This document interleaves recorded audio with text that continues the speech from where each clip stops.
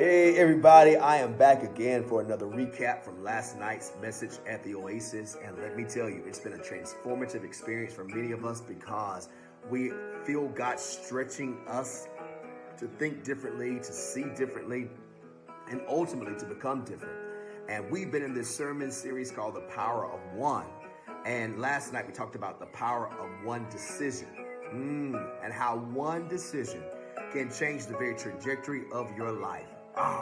If you think about it, and if we're being honest about it, when we have hindsight being 2020, and we look back over our lives, we realize that there are some decisions that we made that were not based on God's insight, but rather our natural eyesight. I don't know about you, but I am so grateful that God has given me another opportunity, not a second chance, but another chance to get some things right.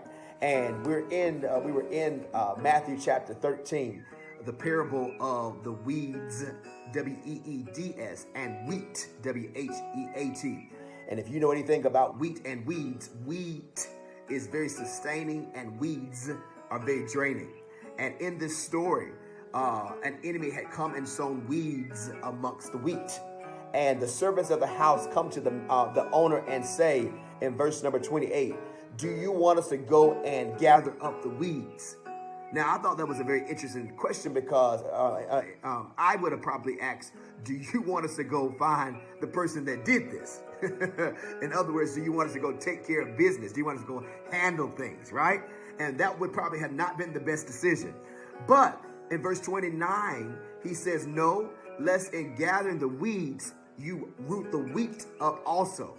Wow. Watch that, y'all. That tells us that the investment of wheat is more valuable to God than the pursuit of weeds. Yep, the investment of wheat is more valuable to God than the pursuit of weeds. In other words, don't you try to play weed whacker.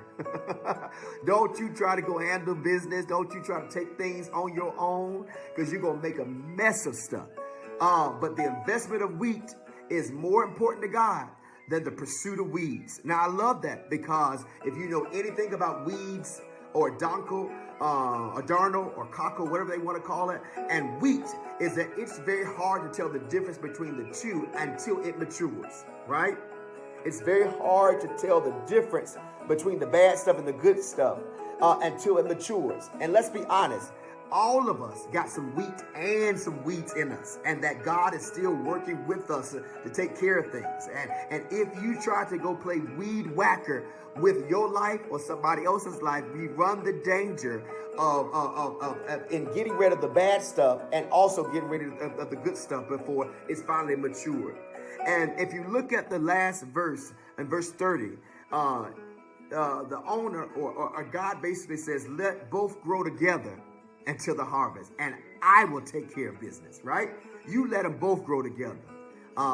Because it's so hard to determine which is which, just let them both grow together until the end, and I will take care of things at the harvest. Let me tell you what that says to me. It tells me that you ought to germinate the wheat and let God handle the weeds. Oh, yeah. You ought to germinate. You ought to find yourself, that germination period is where that seed starts to take root.